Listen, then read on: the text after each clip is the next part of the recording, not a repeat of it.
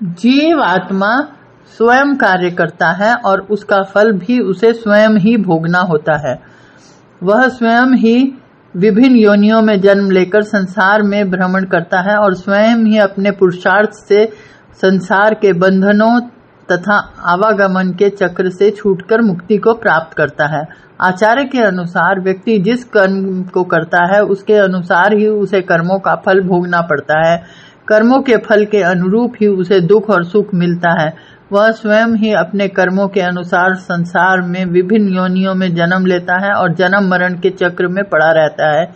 उसे इस चक्र से मुक्ति भी स्वयं उसके श्रेष्ठ कार्यों से ही मिलती है। आचार्य का कथन है कि बंधन और मुक्ति दोनों तुम्हारे हाथ में है। स्वयं शब्द पर जोर दिया है जो उत्तरदायित्व की ओर संकेत करता है। राजा को राष्ट्र के पापों का फल भोगना पड़ता है। राजा के पाप पुरोहित भोगता है। पत्नी के पाप उसका पति को भोगने पड़ते हैं और शिष्य के पाप गुरु भोगते हैं। राजा यदि राष्ट्र की ठीक ढंग से नहीं चलाता, अपने कर्तव्य का पालन नहीं करता, तो उससे होने वाली हानि राजा को ही कष्ट पहुंचाती है। यदि पुरोहित अर्थात राजा को परामर्श देने वाला व्यक्ति राजा को ठीक तरह की मंत्रणा नहीं देता, तो उसका पाप पुरोहित को भोगना पड़ता है।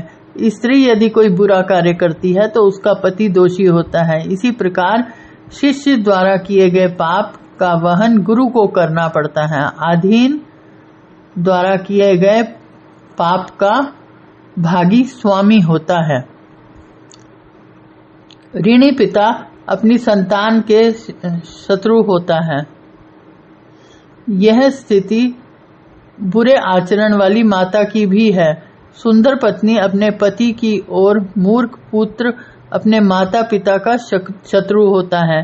किसी भी कारण से अपनी संतान पर ऋण छोड़कर मरने वाला पिता शत्रु कहा गया है, क्योंकि उसके ऋण की अदायगी संतान को करनी पड़ती है। व्यभिचारिणी माता भी शत्रु के समान मानी गई है, क्योंकि उससे परिवार कलंकित होता है। इसी प्रकार अत्यधिक सुंदर स्त्री पति के लिए शत्रु समान है, क्योंकि बहुत से लोग उसके रूप से आकृष्ट होकर उसे पथभ्रष्ट करने का प्रयत्न करते हैं। मूर्ख पुत्र के कार्यों की वजह से माता पिता को नित्य अपमान सहना पड़ता है। इससे परिवार को दुख व हानि होती है, इसलिए वह परिवार का शत्रु है। लोभी को धन देकर, अभिमानी को हाथ जोड़कर, मूर्ख को उसकी इच्छा के अनुसार कार्य करके और विद्वान को सच्ची बात बताकर वश में करने का प्रयत्न करना चाहिए। लोभी व्यक्ति अपने स्वार्थ में इतना अंधा होता है कि वह धन प्राप्ति के बिना संतुष्ट नहीं होता। उसे धन देकर वश में किया जा सकता है। जिस व्यक्ति को अभिमान है, अहंकार है, उसे नम्रता पूर्वक व्यवहार करके वश में किया जा सकता है। मूर्ख व्यक्ति सदैव हठी होता है, इसलिए उसकी इच्छा के अनुसार कार्य करके उसे अपने अनुकूल बनाया जा सकता है।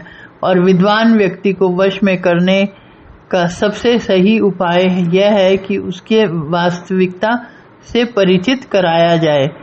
बुरे राज्य की अपेक्षा किसी प्रकार का राज्य ना होना अच्छा है। दुष्ट मित्रों के बजाय मित्र ना होना अच्छा है। दुष्ट शिष्यों की जगह शिष्य ना होना अच्छा है। और दुष्ट पत्नी का पति कहलाने से अच्छा है कि पत्नी न हो। चाणक्य मानते हैं कि शासन व्यवस्था से संपन्न राज्य में ही रहना चाहिए और मित्र भी सोच विचार कर ही बनाने चाहिए।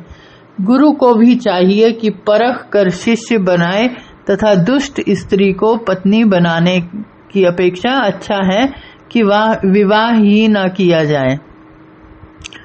दुष्ट राजा के शासन में प्रजा को सुख नहीं मिल सकता। धोखेबाज मित्र से सुख की प्राप्ति नहीं हो सकती।